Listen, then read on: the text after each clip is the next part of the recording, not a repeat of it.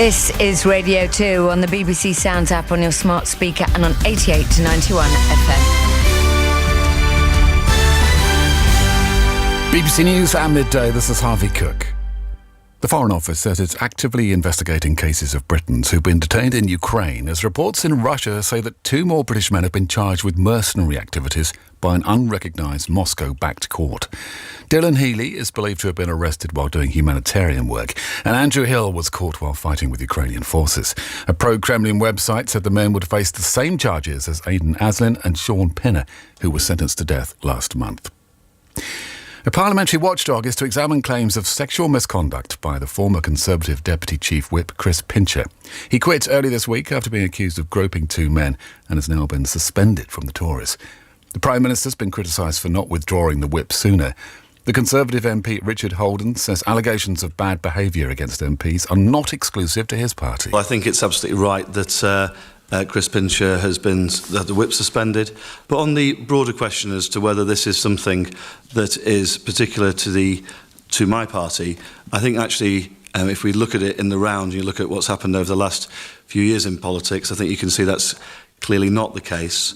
Hundreds of people are expected to take part in a silent vigil this afternoon for Zara Alina, who was murdered in East London while walking home. The 35-year-old was minutes from her front door when she was attacked in Ilford last week. Google says it will delete location data from users' trips to abortion clinics in the United States. The policy is in response to the Supreme Court's judgment to remove a woman's constitutional right to the procedure.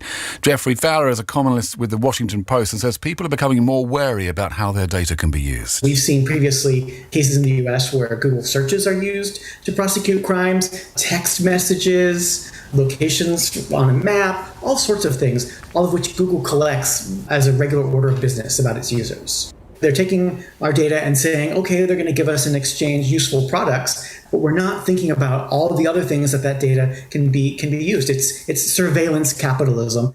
50 years since the UK's first ever Pride March, many thousands of people are gathering for Pride in London today. It's the first time the LGBT event's taken place since the pandemic started. Ted Brown was a founding member of the Gay Liberation Front and was at the first event in 1972. He explained how things had changed. Many LGBT people had a sense of shame that had been indoctrinated in them by centuries of this negative portrayal. And now we are very proud of who we are. And we no longer have to fear as much coming out as we did back in the 1950s, 60s and 70s. In tennis, Britain's Katie Boulter is out of Wimbledon in the last few minutes. The 25-year-old wildcard lost in straight sets in the third round to France's Harmony Tan.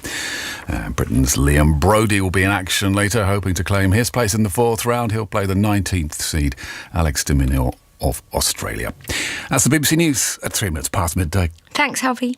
On the BBC Sounds app, on your smart speaker and on 88 to 91 FM. BBC Radio 2.